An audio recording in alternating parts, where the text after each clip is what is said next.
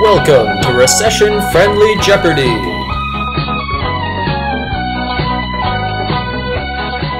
For those of you who are unfamiliar with our show's new format, we had to leave our studios in Culver City and move here to this lovely public park. We've also done away with our big, giant TV screen. Instead, I just hold up pieces of paper. Our first contestant today is world-renowned archaeologist Emily Teraoka, who recently returned from Egypt's Valley of the Kings after discovering evidence that the ancient Egyptians may have managed to build fully functional airplanes. And our second contestant is Kevin He, a completely non-famous guy who's a replacement for our other celebrity guest who didn't show up.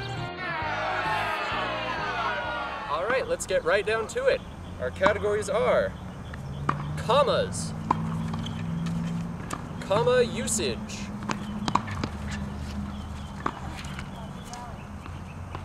using commas, how to use commas, utilization of commas,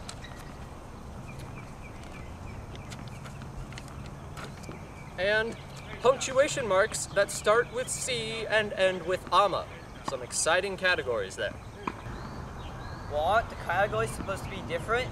Yes, well, we had to fire most of our writers. Kevin, you have control of the board. Wow, it's so hard to choose from. Seriously? I'll take using commas for $100, please. All right, it's time for the first question. This is related to where a comma is placed in a sentence, which can often make the sentence much easier to understand. What is a cheese grater? No. Emily, any ideas? What is placement? Yes, that's correct. You see, Kevin, commas can be used to separate nouns in a list, or adjectives when two or more are used to describe the same noun. The words and or can also be used in place of commas, and a semicolon can be used in between two independent clauses. Wow, I never knew that. If for some strange reason there was a high school English class watching this, I would probably remember that. It sounds important. Indeed it does. Emily, you have control of the board now. I'll take comma usage for $100. A comma should not be used between two adjectives when one of them is considered to be part of the noun. An example would be this, which you put on an envelope before you mail it. Ooh, I know this one. What is a laptop computer? What is a postage stamp? Yes, that's correct. Another $100 to you. You see, Kevin, in these situations, the noun stamp and the adjective postage are treated as though they were one word. A good test is to insert the word and in between the two adjectives you're using in the sentence. For example, the phrase large postage stamp makes sense, but the phrase large and postage stamp does not. Anyone watching should remember that because there's probably going to be a quiz on it later. Are you sure the answer isn't laptop computer? Yes, quite sure. Who puts a laptop computer on an envelope before mailing it? I do. Well, be sure to send me a letter sometime then. Emily, you still control the board.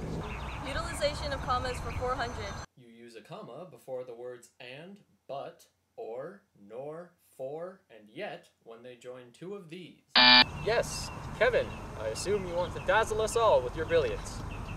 What does dazzle mean? Never mind. What's your answer? Who was Leo Tolstoy? Simply stunning. Emily, do you have an answer for us that actually makes sense? What is an independent clause? Exactly. My mom always taught me that if there's a complete thought on the other side of the conjunction, there is a comma before a conjunction. She even had a nursery rhyme for it. Wow, someone has weird parents. Okay, on to the next question. Emily, it's still your board. Let's try punctuation marks that start with C and end with ama for $400, please. You should use one of these when you insert extra or unnecessary information into the middle of a sentence, or after you insert an introductory phrase into the beginning of a sentence. All right, Kevin, I'm feeling sorry for you, so I'm going to tell you right now that you should say, what is a comma?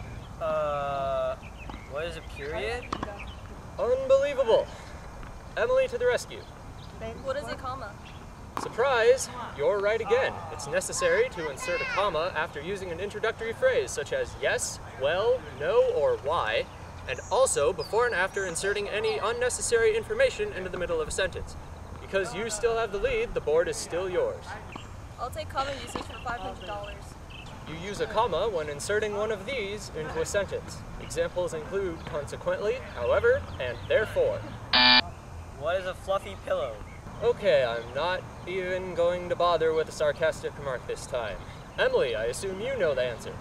What is a parenthetical? Alright, that's another $500 to you. You know, I'm getting bored here, so let's just go straight into Final Jeopardy.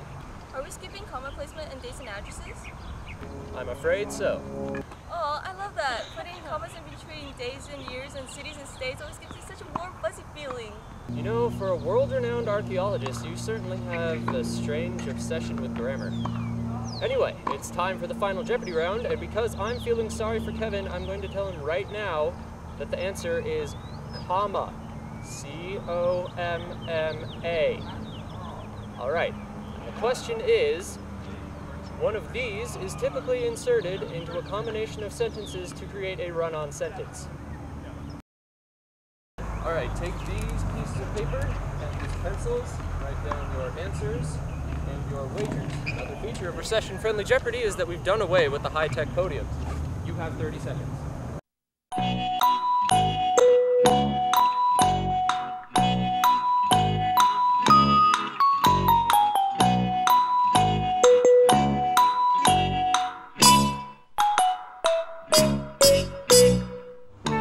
Alright, your 30 seconds are up. Let's see what you wrote. Kevin, you answered lamp. Oh dear Lord. Okay, and you wagered mucho dinero with a $sign in front of it. Alright, Emily, what did you answer? I wrote down what is a comma. Alright, that's great. I'm not even going to ask you what you wagered because you win. So, Emily's our winner. I'm going to go leave now and try and find my faith in the human race, which Kevin here has managed to completely destroy. So be sure to take the quiz following this broadcast to see if you qualify as a contestant for Recession-Friendly Jeopardy. I'll see you next time.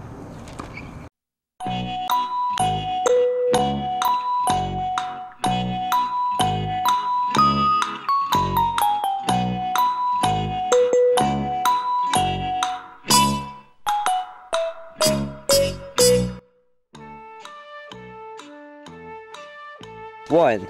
Which of these is the term for how a comma can affect the meaning of a sentence? A. Subjunctive clause. B. Placement. C.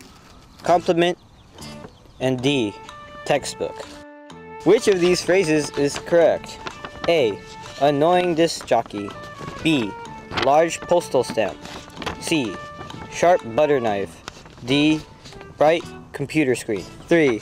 Use a comma before the words and, but, or, nor, for, and yet when they join two blank clauses. A. Independent. B. Dependent. 4. When unnecessary information is inserted into a sentence, you should place commas A. Before the information. B. After the information. C.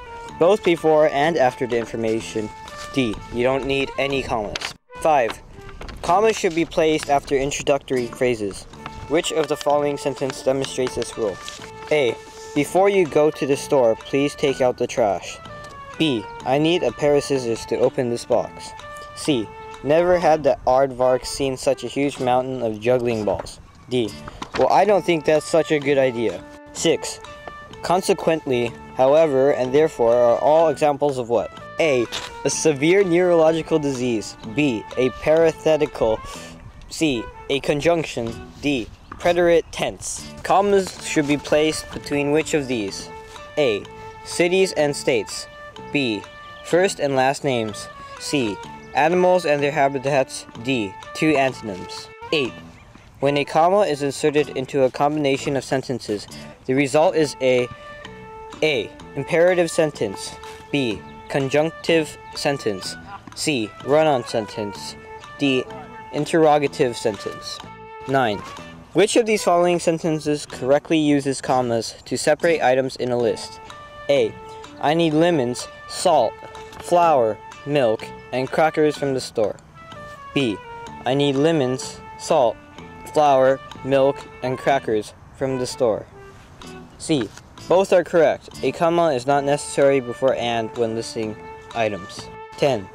Which punctuation mark can be used instead of a comma between two independent clauses? A. Semicolon. B. Period. C. Parentheses. And D. Question mark.